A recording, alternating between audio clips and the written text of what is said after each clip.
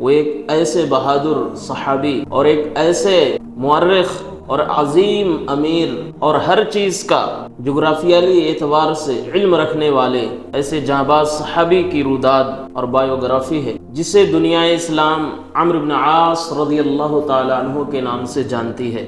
یہی عمرو بن عاص ہے جن کو فاتح مصر کہا جاتا ہے، جو مصر کے فاتح ہیں۔ عربی زبان کی شاعری، ان کے ہزاروں اشعار زبان پر رہا کرتے تھے۔ اس صحابی کے بھی دو دور ہیں، یعنی ان کی زندگی کی دو پارٹ اور دو حصے ہیں، ایک حصہ اسلام سے پہلے کا اور ایک حصہ اسلام لانے کے بعد کا۔ تو آج بھی ضرورت ہے ہمیں اپنے ایمان کی، اور اس طریقے سے ایسے صحابہ کے طریقے پہ چلیں جن کے بارے میں اللہ تعالیٰ نے کہا کہ اگر لوگ بھی صحابہ کے روش پر چلیں تو یقین مانے کامیاب ہو جائیں گے۔ ومن يشاقق الرسول من بعد ما تبين له الهدى ويتبع غير سبيل المؤمنين نوله ما تولى ونصله جهنم وساءت مصيرا۔ نحمده ونصلي على رسوله الكريم، أما بعد،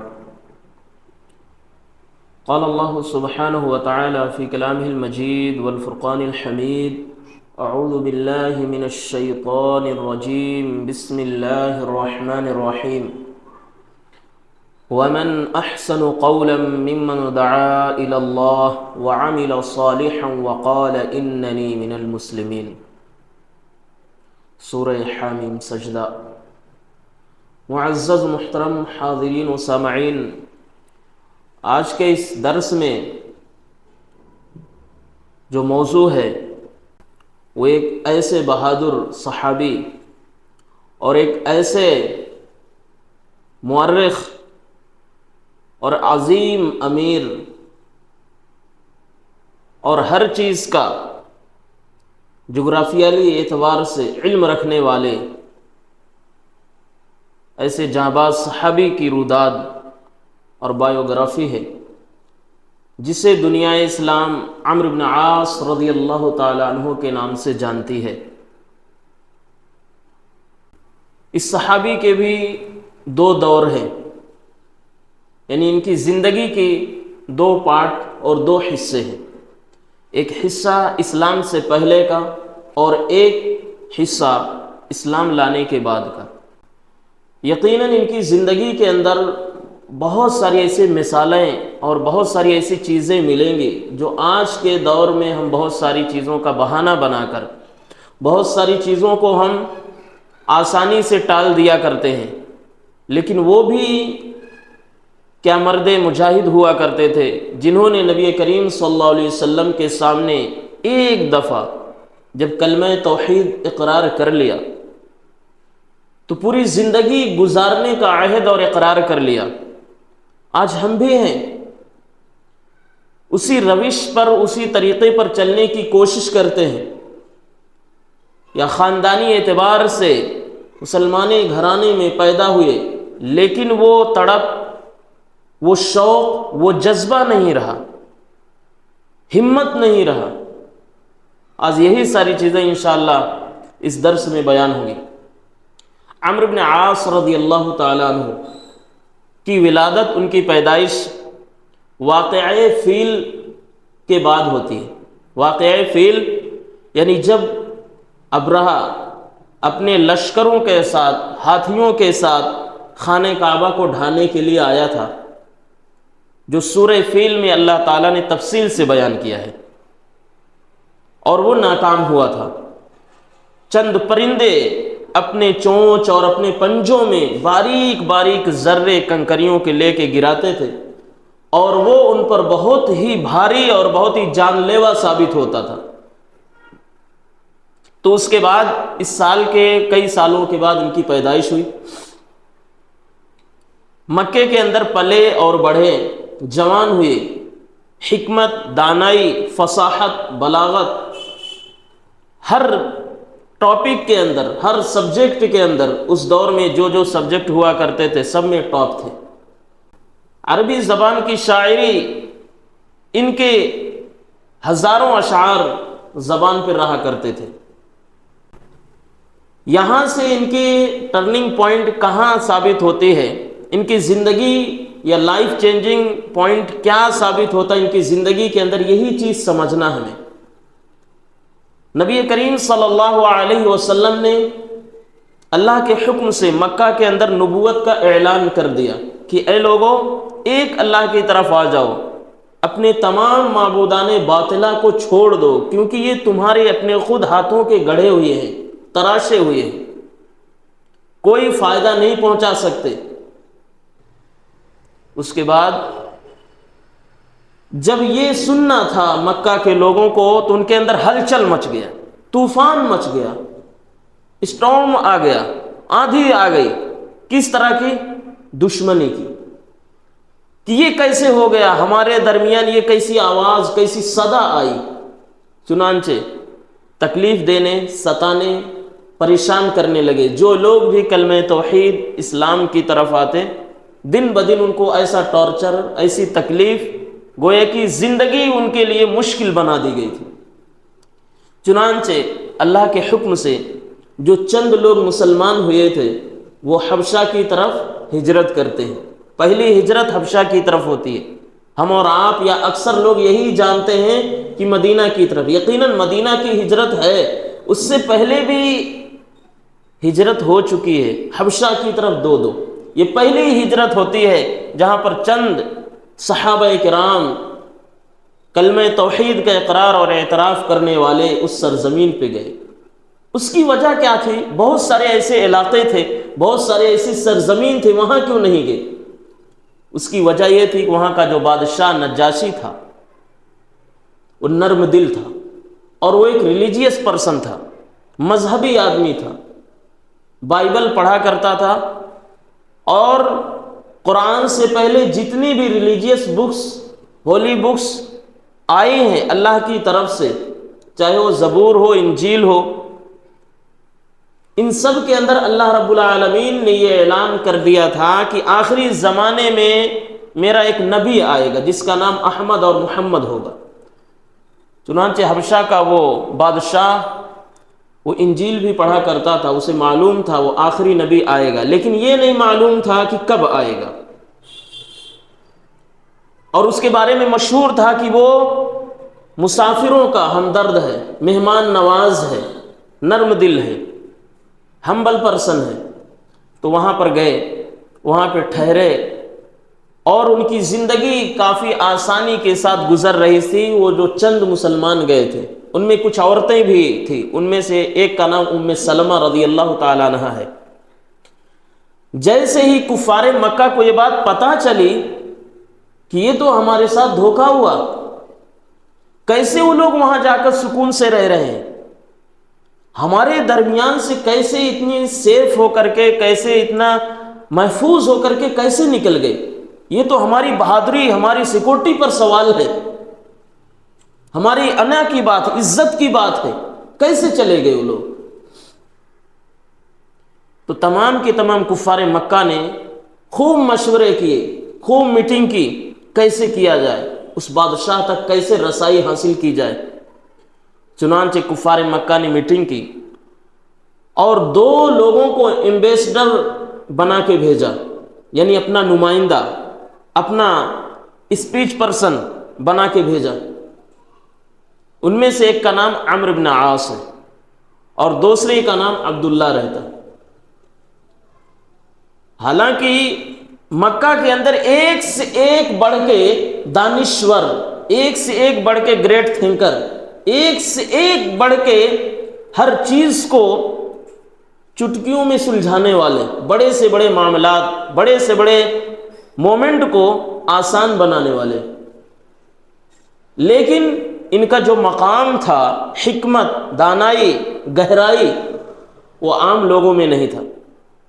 یہ 2 لوگ گئے اور کفار مکہ نے ان سب کو بہت تحفے دیے، قیمتی چیزیں دی، ایسی ایسی چیزیں دی کہ جو حبشہ کے اندر نہیں ہوتی تھیں، ایسی قیمتی عطر، بہترین قسم کے جواہرات، ایسے تحفے جس کو حبشہ کا بادشاہ دیکھ کر خود اس کی طرف متوجہ ہو جائے، جسے آپ آج کے دور میں یہ کہہ لیجئے کہ اپنی طرف سائڈ لانے کے لیے کوئی ٹپس دینا یا اس طریقے سے اپنی بات منوانے کے لیے، لوگوں کو اپنے فیور میں کرنے کے لیے، اپنے جھانسے میں لانے کے لیے ان کے دل کو اپنی طرف موہ لینا۔ بے شمار تحفے تحائف لے کے گئے اور بادشاہ کے پاس گئے۔ بادشاہ کو دیکھیے کیسے امپریس کرنے کی کوشش کرتے ہیں، اس لیے کہا جاتا first impression is the last impression, یعنی پہلے ہی مومنٹ میں اگر آپ کے دل میں کسی کی بات اتر گئی اور آپ کو اچھا لگا تو یقین مانیں آپ اس کے فین ہو جاتے ہیں، یا یہ ہے کہ وہ بندہ آپ کا فین ہو جاتا ہے۔ تو یہی کرنے کی کوشش کی۔ یہ سب گئے، چونکہ نجاشی بادشاہ ہے، وہ ایسے القاب سے پکارے، القاب مطلب ایسا سرنیم، ایسی عزت کے ساتھ سلام بجا لائے، اس کے سامنے سجدہ کیا۔ ابھی اسلام نہیں لائے لوگ، بادشاہ کی عزت کی بات ہے، اس کو اچھے ناموں سے پکارا، نام بھی نہیں لیا کہ بادشاہ سلامت، آپ سلامت رہیں، آپ کی بادشاہت سلامت رہے، ایسے الفاظ بولے۔ اس سے پہلے انہوں نے کیا کیا پتہ ہے؟ بہت اہم پوائنٹ ہے، جتنے بھی خاص فوجی تھے، بادشاہ کے سیکورٹی گارڈ تھے، ان کو قیمتی تحفے دیے انہوں نے، عمرو بن عاص اور عبداللہ نے۔ کیوں؟ یہیں سے سیند کاٹی جاتی، یہیں سے کامیابی ہوگی، یہیں سے۔ جو بڑے بڑے سیکورٹی تھے بے شمار تحفے لٹائے جس کی کوئی انتہا نہیں، ان گنت، اور سب نے کہا ہم آپ کو سپورٹ کریں گے۔ اور انہوں نے بھی کہا جب ہم کل بادشاہ کے سامنے آئیں گے، محفل میں آئیں گے، تو بادشاہ کے سامنے ہماری ہاں میں ہاں ملانا۔ تمام کے تمام لوگوں نے جو بھی دیکھ ریکھ کرنے کے لیے، مخبری کرنے کے لیے، سیکورٹی کے لیے متعین تھے، سب کے سب جو خوش ہو گئے۔ اب جب صبح ہوئی، یہ دونوں لوگ بادشاہ کے سامنے آئے اور اس کی عزت کرتے ہوئے بہترین طریقے سے اس کو سلام کیا، اور تمام کے تمام وہ محافظ گارڈ لوگ موجود ہیں۔ ان لوگوں نے کیا کیا؟ دونوں نے، عمرو بن عاص نے کہا ہماری سرزمین سے کچھ ایسے لوگ فتنہ مچانے والے آپ کی پرامن سلطنت میں آ چکے ہیں جو آپ کی سلطنت کے لیے خطرہ ہیں۔ دیکھیے کیا الفاظ کہہ رہے ہیں، کن کے بارے میں کہہ رہے ہیں؟ جو چند غریب، مجبور، بے کس لوگ کلمہ توحید پڑھے تھے۔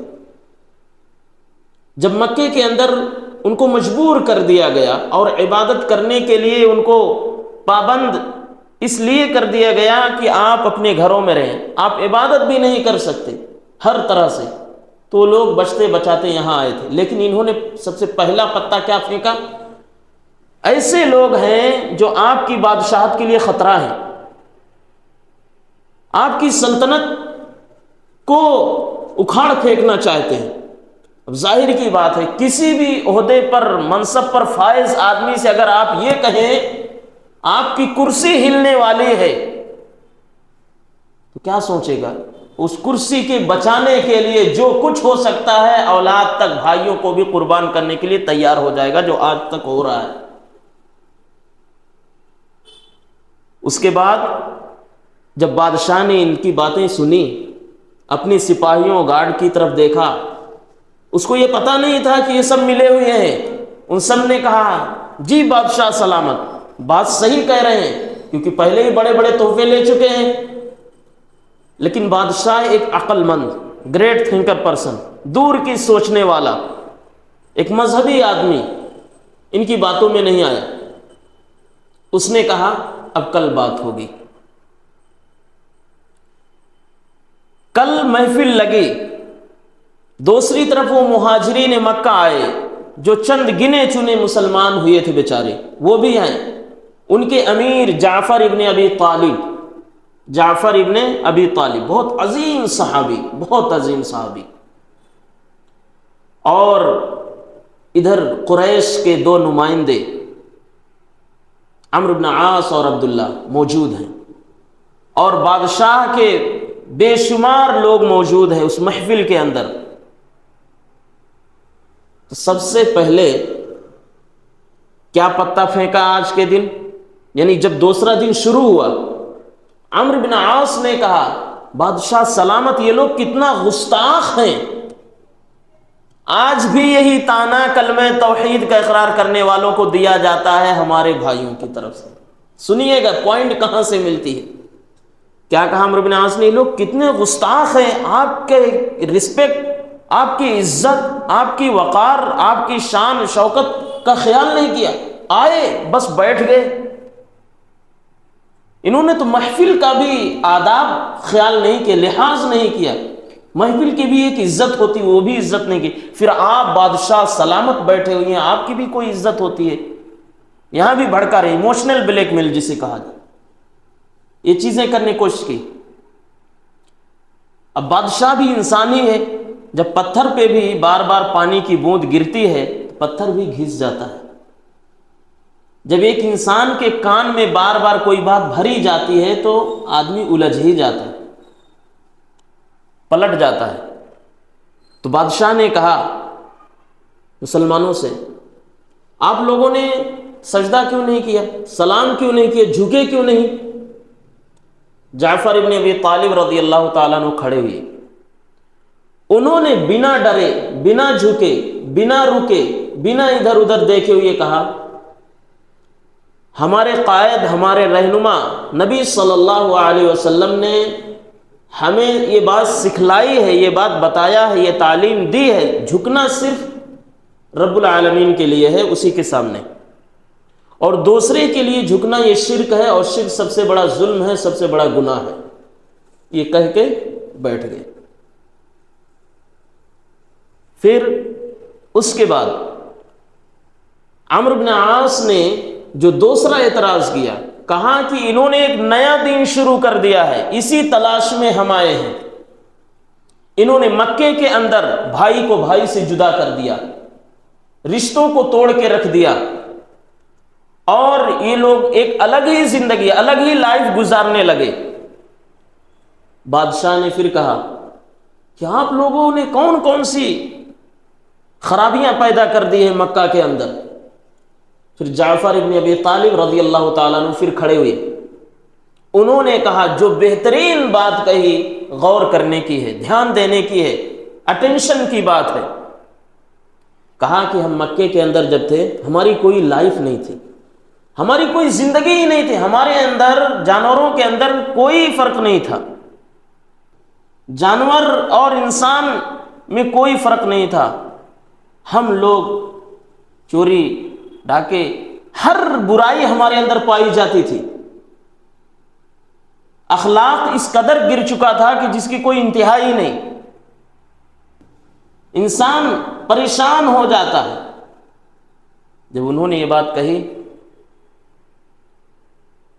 اور کہا اللہ رب العالمین نے ہم پر رحم فرمایا، جعفر ابن ابی طالب نے کہا اللہ نے ہم پر رحم فرمایا، ہماری یہ زندگی دیکھ کے ایک انسان کو بھیجا، ان کا نام محمد صلی اللہ علیہ وسلم ہے، انہوں نے ہماری اصلاح کی، ہماری تربیت کی، ہمیں اچھی زندگی جینے کا طریقہ سکھایا، لوگوں کے ساتھ ایک انسانیت بھرا ہیلپنگ نیچر جیسی چیزیں سکھائی، ہمیں ایک دوسرے کے ساتھ کیسے رہنا، کیسے جینا، یہ چیزیں سکھائی۔ پہلے جب ہم بگڑے ہوئے تھے تو صحیح تھے، لیکن جب ہم انسان بنے تو ان لوگوں نے ہمارا جینا مشکل کر دیا، اور ہم اپنی اسی تہذیب، اسی کلچر کو بچانے کے لیے جب مجبور ہو گئے تو ہمیں آپ کی سرزمین میں قدم رکھنا پڑا۔ تو بادشاہ بہت ہی تیکھی نگاہوں سے دیکھتا عمرو بن عاص کو، کیا بات ہے، تم لوگوں نے جو بات کہی ہے اور جعفر ابن ابی طالب نے جو بات کہی ہے، دونوں میں تو کوئی ایکولیز نہیں ہے، کوئی برابری نہیں ہے، تمہاری بات کچھ اور ہے، ان کی بات کچھ اور ہے۔ پھر اس کے بعد بادشاہ نے کہا کہ اگر وہ نبی ہیں تو ان پر اللہ کا کلام ضرور نازل ہوا ہوگا۔ جعفر ابن ابی طالب نے سورہ مریم کی چند آیتیں بہت ہی بہترین انداز میں تلاوت کی، اور آپ کو پتہ ہے اسی سورت کا انتخاب کیوں کیا بادشاہ؟ کیونکہ وہ کیا تھا؟ کرسچن تھا، اور بائبل پڑھا کرتا تھا، اسی مذہب کو مانتا تھا۔ اور سورہ مریم ایسی سورہ ہے جس کے اندر تمام وہ سسپنس اور وہ تمام چیزوں کا واضح جواب ہے جو آج کے نصارہ عیسیٰ علیہ السلام پر لگاتے ہیں، واضح انداز میں ہے۔ چند آیتیں تلاوت کی، بادشاہ سلامت ان کے الفاظ میں رونے لگا اور آنکھوں سے آنسو جاری ہوئے، اور اس کا سر جھک گیا اور اس کی داڑھی بالکل تر ہو گئی۔ اس کے بعد جتنے محفل میں تھے، جو اس کے سیکورٹی گارڈ تھے، بڑے بڑے تحفے لے چکے تھے، اور عمرو بن عاص وغیرہ جو آئے تھے پریشان، یہ کیا ہو رہا؟ ہم جس مقصد کے لیے آئے تھے، جس شکار میں آئے تھے، اس میں ناکام ہی نہیں، بہت ہی بے آبرو ہو کے نکلے۔ ناکام ہونا ایک الگ بات ہے، بے عزت ہو کے نکلنا الگ بات ہے۔ تو اس طریقے سے نکلے۔ جب یہ دونوں لوگ شام ہو گئی، واپس آ گئے، عمرو بن عاص اور عبداللہ اپنے اپنے خیمے میں، اپنے اپنے پناہ جہاں ٹکے ہوئے تھے، ٹھہرے ہوئے تھے، وہاں پہ آئے۔ دونوں نے مشورہ کیا، اب کیا کیا جائے؟ ہم اپنی قوم کو کیا جواب دیں گے؟ ہماری قوم نے بڑی تمناؤں، بڑی آرزوؤں کے ساتھ، بڑی خواہشات کے ساتھ اس مشن، اس ویژن کو اچیو کرنے کے لیے بھیجا تھا، اور آج ہم ان میں ناکام ہی نہیں بلکہ بے عزت بھی ہوئی۔ کیا کیا جائے؟ تو بیٹھے بیٹھے عمرو بن عاص نے کہا ہمارے دماغ میں ایک آخری چانس، ایک آخری امید ہے۔ کیا؟ کہا کہ بادشاہ چونکہ نصرانی ہے، کرسچن ہے، اور جب کل صبح ہوگی ہم یہ کہیں گے کہ یہ لوگ آپ جس کو رب مانتے ہیں اس کو نہیں مانتے، اس کے گستاخ ہیں۔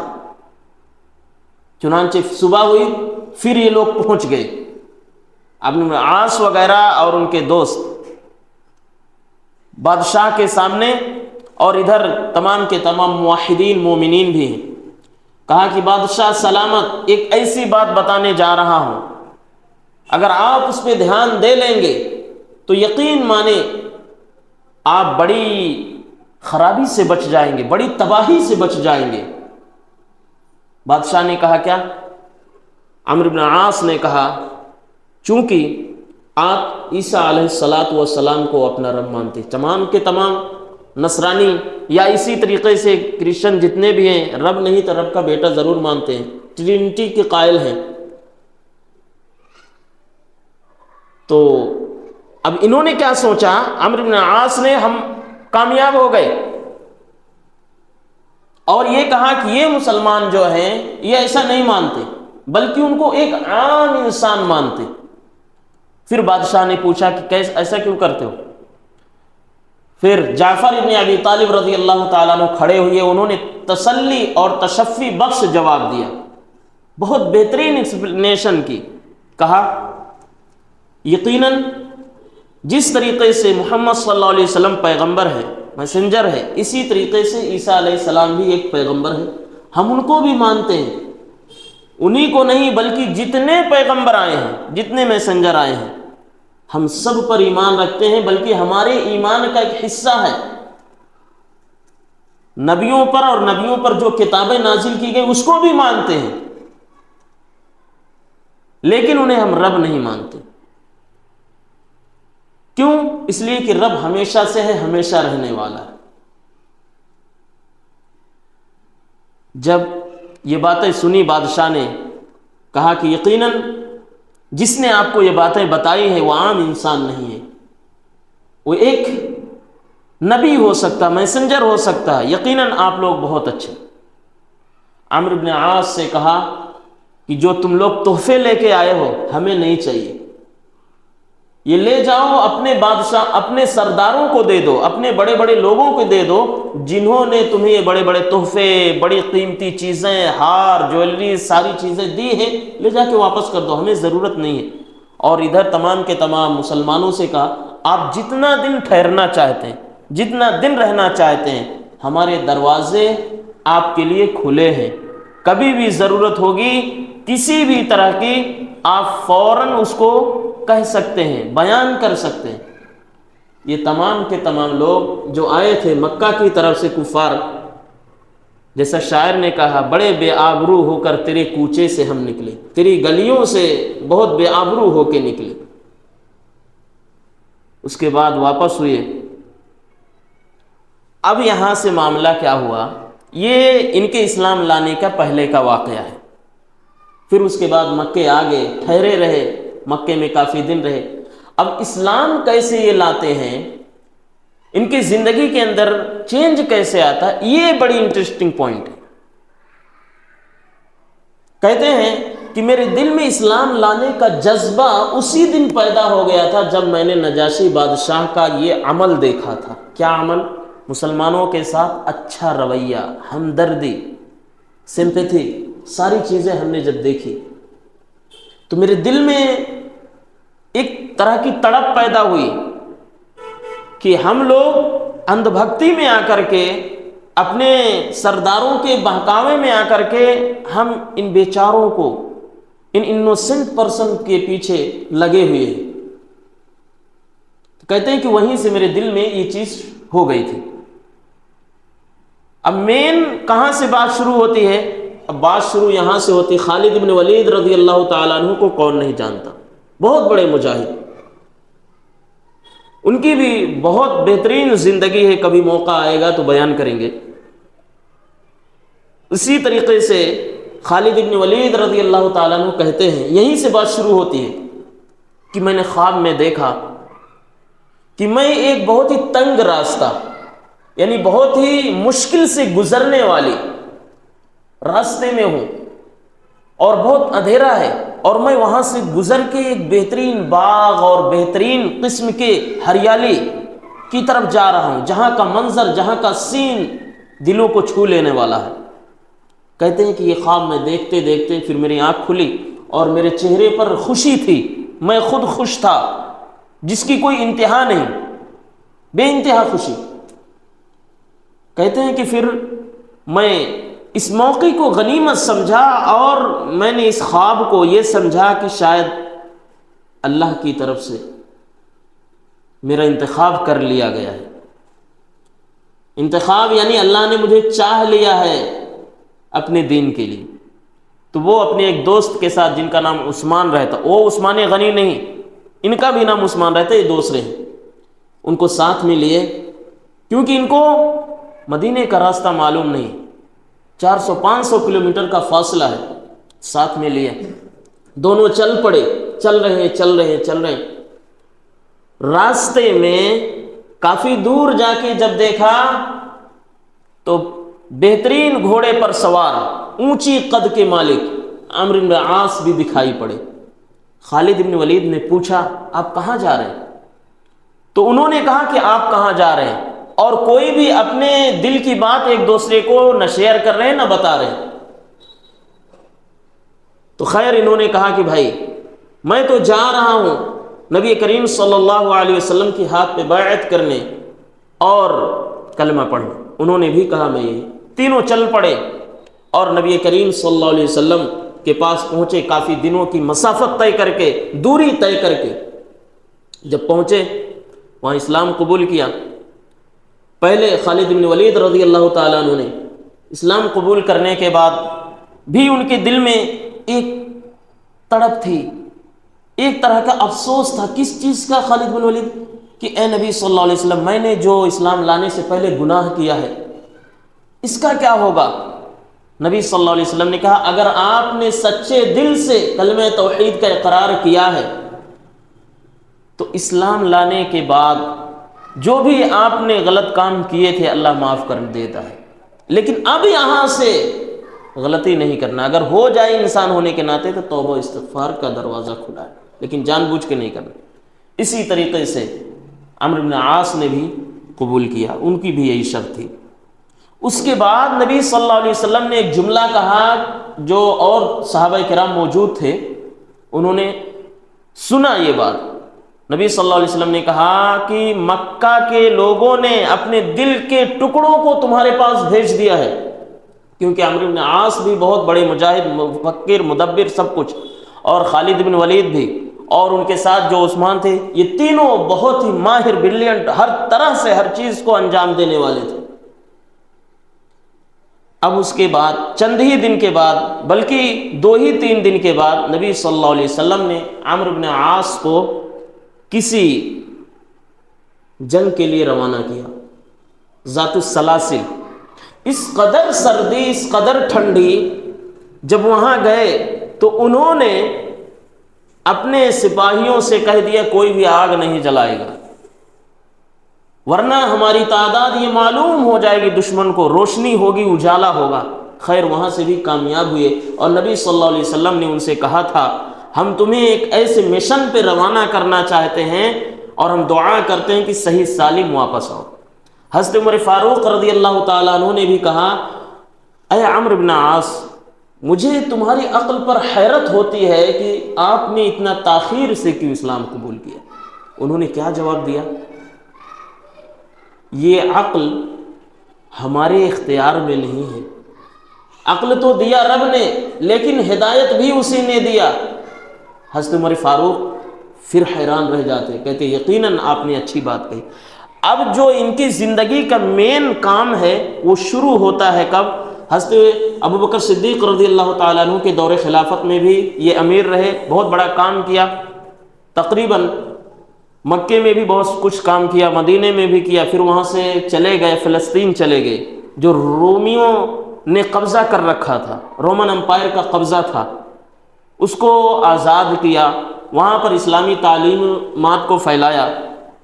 اس کے بعد حضرت ابوبکر صدیق رضی اللہ تعالیٰ عنہ بھی وفات پا چکی. اب مین اور اہم کام، امیزنگ کام، یہیں سے چیزیں شروع ہوتی ہیں.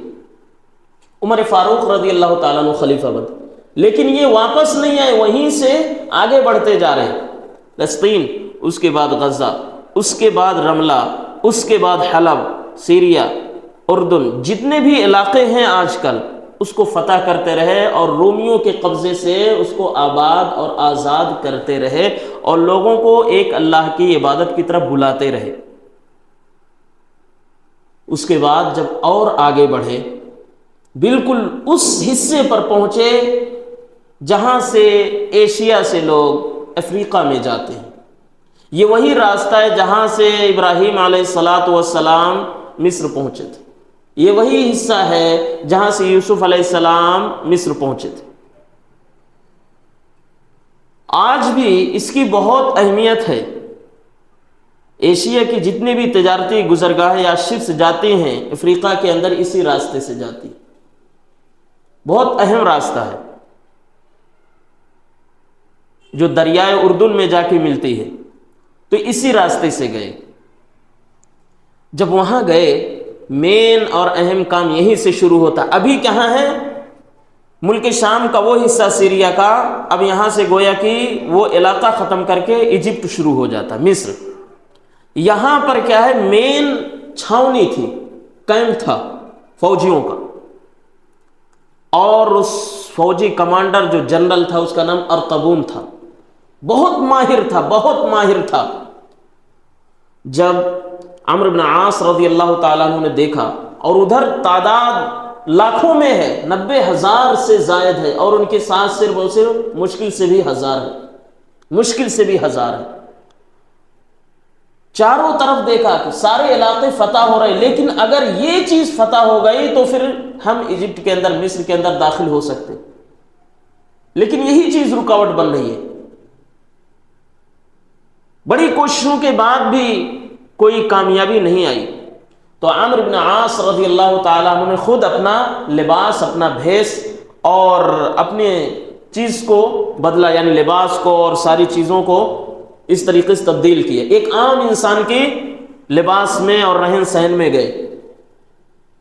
محل میں گئے، حالانکہ وہ محل اس قدر چاروں طرف سے بند، محافظ اور گارڈوں سے بھرا ہوا تھا کہ جس کو کہا جاتا پرندہ بھی پر نہیں مار سکتا۔ وہ ایک محاورہ، یعنی بہت ہی سخت سیکورٹی تھی۔ گئے ارطبون کے پاس گئے، ملاقات کیا اور چاروں طرف چکر لگائی، چاروں طرف، کہ کہاں سے ہم انٹر ہو سکتے، کہاں سے ہم یہاں فتح حاصل کر سکتے۔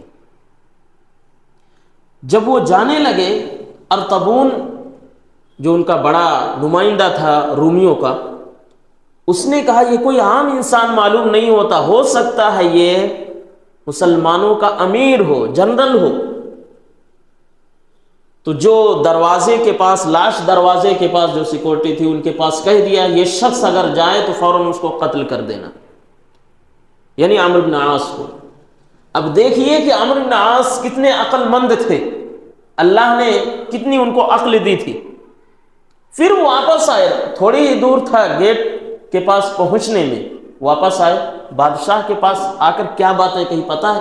کہا بادشاہ سلامت، آپ سے مل کے ہمیں بڑی خوشی ہوئی، بہت اچھا لگا، آپ بہت اچھے انسان ہیں۔ اور خلیفہ وقت نے، عمر فاروق رضی اللہ تعالیٰ عنہ نے 10 کمانڈروں کو بھیجا ہے جو آپ سے ملنے کے لیے بے قرار ہیں، آپ سے ملنا چاہتے ہیں، بہت ہی ان کے دلوں کے اندر شوق پایا جاتا آپ سے ملے۔ ارطبون نے سوچا ہم تو ایک کو قتل کرنا چاہتے تھے، 10 لوگ آئیں گے، ہم 10 کو بھی کام تمام کریں گے۔ تو پھر بادشاہ نے جو گیٹ پہ سیکورٹی تھی اس سے کہہ دیا ان کو صحیح سلامت جانے دو۔ جب وہ چلے گئے، کہاں لانے والے، مطلب کس عقل مندی سے نکلے۔ پھر بعد میں جب پتہ چلا ارطبون کو یہ تو ہمارے ساتھ دھوکہ ہو گیا، تو بہت بڑی سازش ہو گئی ہمارے ساتھ، اس سر پکڑ کے مارنے لگا اپنے آپ کو، کیا ہو گیا یہ۔ اس کے بعد وہ بھی قلعہ، وہ بھی فتح ہو گیا۔ خود ارطبون جو ہے اس کے 2-3 دن بعد بنا اپنے فوجیوں کو بتائے مصر بھاگ گیا، مصر چلے گیا۔ اب ادھر جو لوگ تھے، افریقی، نازی، جرمنی، جو کچھ بھی فوجی تھے وہ سب کے سب پھنس گئے، ہمیں پھنسا کے بھاگ گیا وہ بہت سارے لوگ کلمہ توحید میں آئے، کیونکہ عوام کیا ہے، عوام کو حقیقت پتہ نہیں رہتی، بس ان کے کان میں ایک چیز چھوڑ دی جاتی ہے، اندھ بھکتی کرنا ہے، بس کرتے رہتے، یہی چیز تھی۔ عوام بیچارے کو حقیقت نہیں بتائی گئی، عوام صحیح رہتی ہے، ان کو بگاڑا جاتا ہے، ان کے غلط رہنما اپنے مفاد کے لیے، ٹی آر پی کے لیے اس طریقے سے لوگوں کو برباد کرتے۔ خیر، اس طریقے سے یہ چیز کام تمام ہوئی۔ اب ان کو جانا تھا مصر کی سرحد میں، کیونکہ اس سے پہلے وہ جا چکے تھے، بہت بڑے تاجر تھے۔ عمرو بن عاص ان کے والد ابن وائل بہت بڑے تاجر تھے، یہ ریشم کا کاروبار، انجیر کا کاروبار، مہنگے عطر کا کاروبار کیا کرتے تھے، اور مصر بہت زرخیز، بہت ہی گرینری والا علاقہ تھا۔ کیوں؟ دریائے نیل کی وجہ سے۔ دریائے نیل بہت بہترین دریا تھی نیل والوں کے لیے، افریقہ خاص طور سے سوڈان والوں کے لیے، زیادہ تر ایجپٹ والوں کے لیے، اسکندریہ کے لیے، قاہرہ کے لیے سب سے زیادہ ان کے لیے فائدہ مند تھی۔ جب وہاں پہنچے، پورا کا پورا علاقہ فتح کیا، اسکندریہ تک پہنچے اور وہاں پر اپنی ایک پناہ گاہ بنائی، رہنے لگے۔ پھر وہاں سے خوشخبری بھیجا عمر فاروق رضی اللہ تعالیٰ عنہ کو، چند فوجی وہاں سے روانہ کیے گئے، اس کے بعد ان کے ساتھ اور بھی ہو گئے، پورا کا پورا مصر فتح ہو گیا۔ اور ایک دوسرے صحابی نے جو ہے نقشہ بنایا، جو آج کل ہمیں نقشہ دکھتا ہے کہ اس ملک کا یہ نقشہ، مصر کا یہ نقشہ، تو انہوں نے مصر کا جو نقشہ تھا اس حساب سے انہوں نے تعین کیا، کون کون سے سرحد، کون کون سے ایریے کس طریقے سے کیا جائے، انہوں نے جغرافی حساب سے اس کو بنایا۔ اب لاسٹ میں سب سے اہم چیز بتا کے میں بات ختم کرنا چاہتا ہوں، جب وہاں عمرو بن عاص رضی اللہ تعالیٰ عنہ رہنے لگے، وہاں کے امیر بن گئے، تو ایک اہم چیز پیش آئی جو ہمارے عقیدے سے متعلق ہے، بہت سارے لوگ اس میں کنفیوز رہتے۔ وہ واقعہ کیا؟ دریائے نیل ایک زمانے میں خشک ہو گیا، پانی بند ہو گئی، اور میں نے ابھی بتایا آپ کو کہ مصر والوں کا یا جس بھی علاقے میں سمندر یا ندی نہ ہو کھیتی باڑی نہیں ہوتی، اس لیے کسی بھی ملک کی زرخیزی یا رہنے کے لیے سمندروں کا یا کہہ لیجیے کہ زیادہ سے زیادہ ندیوں کا ہونا بہت ضروری ہوتا، اور صرف ندیاں نہیں، بہتی ہوئی ندیاں کا ہونا ضروری ہے۔ تو پانی خشک ہو گیا، تو مصر کے لوگ عمرو بن عاص کے پاس آئے، انہوں نے کہا کہ جب پرانے زمانے میں یہ ندی خشک ہو جاتی تھی تو ہم لوگ اس کا چڑھاوا چڑھاتے تھے، جیسا آج کل ہوتا ہے بہت ساری جگہوں پر کہ چڑھاوا چڑھائیں گے تو برکت آئے گی، یا اس طریقے سے کہتے ہیں جان دینا۔ بہت سارے ایسے پل بنتے ہیں جو ندیوں کے اوپر بولتے ہیں کہ زندہ آدمی کو ڈالا جاتا ہے یا زندہ روح بلی چڑھائی جاتی ہے تو اس کے اندر اسٹرانگ آتا ہے، پھر آدمی خطرہ سے بچ جاتا ہے۔ یہ وہی چیز ہے جو رومیوں کے اندر تھی، یہ کوئی الگ چیز نہیں ہے۔ تو لوگ آئے، اب عمرو بن عاص وہ صحابی جنہوں نے نبی کریم صلی اللہ علیہ وسلم کے سامنے اسلام قبول کیا ہے، وہ ایسے ڈھکوسلے اور اندھ بھکتی میں نہیں آنے والے۔ انہوں نے کہا کہ یہ واہیات چیزیں ہیں، اس سے کچھ نہیں ہوتا، کچھ نہیں ہوتا۔ اب یہاں پر عمرو بن عاص کا بھی امتحان ہو رہا، اس کے بعد بھی پانی نہیں آیا، پھر بھی خشکی ہے۔ اب مصر کے لوگ مجبور ہو گئے کسی دوسرے ملک میں جایا جائے، کیونکہ پانی ہی نہیں۔ جب پانی نہیں ہے تو کھیتی نہیں ہوگی، ان کے جانور جو ہیں، اونٹ ہیں اور بھی جو گھوڑے ہیں، نہ تو دودھ پی سکتے نہ کھا سکتے۔ افریقی اور دیگر جو ممالک ہیں آپ کو پتہ ہی ہے زیادہ تر خانہ بدوش ہیں، جنگلوں میں رہنا یا اس طریقے سے بہت سارے ایسے ایریے میں رہنا جو آدمی عام انسان نہیں رہ سکتا۔ تو جانے لگے لوگ۔ جب پریشان ہو گئے تو عمرو بن عاص نے اس غلط عقیدے کو تو پہلے ہی انکار کر دیا، لیکن پھر بھی کہا کہ اب اس کے لیے کیا کرنا چاہیے، یعنی کون سی حکمت اپنانی چاہیے۔ تو انہوں نے فوراً خط روانہ کیا، کس کے پاس؟ خلیفہ دوم کے پاس، امیر المومنین عمر بن خطاب کے پاس۔ لکھا کہ لوگ شہر چھوڑ کے جا رہے ہیں، کھیتی باڑی نہیں ہے۔ اس واقعے کو بہت سارے ہمارے میٹھے بھائی قصے کہانیاں ایسا بیان کرتے ہیں آپ بھی پریشان ہو جائیں گے۔ بس خط لکھا عمر فاروق رضی اللہ تعالیٰ عنہ کو عمرو بن عاص نے، تو عمر فاروق رضی اللہ تعالیٰ عنہ نے اپنا ایک خط لکھا اور وہ خط روانہ کر دیا۔ کہاں؟ عمرو بن عاص کے پاس۔ جب وہ خط آیا، خط میں کیا لکھا ہوا تھا؟ 3-4 باتیں تھیں۔ پہلی بات یہ تھی کہ جو پرانے لوگ غلط عقیدے پہ تھے وہ یقیناً غلط تھا، وہ شرک تھا، اس سے اسلام کا، دین کا یا پانی بہنے کا کوئی تعلق نہیں۔ انہوں نے کہا اللہ کے بندے، عمر فاروق کی طرف سے یہ خط ہے، کہا کہ اے دریائے دجلہ، اگر تو اپنے من سے بہتی تھی تو تجھے بہنے کی ضرورت نہیں ہے، کیونکہ تیرا اپنا کوئی مرضی ہے ہی نہیں، اور اگر تو اللہ کے مرضی سے چلتی تھی تو جاری ہو جا۔ چنانچہ اس رقعے کو، اس خط کو عمرو بن عاص نے دریائے دجلہ کے کنارے رکھا اور وہ پانی بہنے لگا اللہ کے حکم سے۔ خط میں یہی تھا، یہ کہہ لیجئے کہ عمر فاروق کی کرامت تھی۔ کیا کہا؟ اگر تو اللہ کے حکم سے جاری تھی تو جاری ہو جا، اور اگر اپنے من سے جاری تھی یا پرانے لوگوں کے چڑھاوے سے تو ضرورت نہیں ہمیں تمہاری، لیکن اللہ کے حکم سے جاری ہونا تو ہو جا۔ تو یقیناً اللہ نے ان کی بات سن لی اور وہ دریا جاری ہو گیا اور تمام کے تمام لوگ وہاں رہنے لگے۔ اور یہی عمرو بن عاص ہے جن کو فاتح مصر کہا جاتا ہے، جو مصر کے فاتح ہیں، اور یہی عمر فاروق رضی اللہ تعالیٰ عنہ ہیں جنہوں نے فلسطین، غزہ، سیریا، لبنان، ترکی، ارطبون، جتنے بھی علاقے ہیں سب کو فتح کر کے رومیوں سے آزاد کرایا۔ کافی دنوں تک رہا، اس کے بعد پھر قبضے میں آ گیا رومیوں کے، کرسچنوں کے۔ جب کون آتے ہیں؟ صلاح الدین ایوبی۔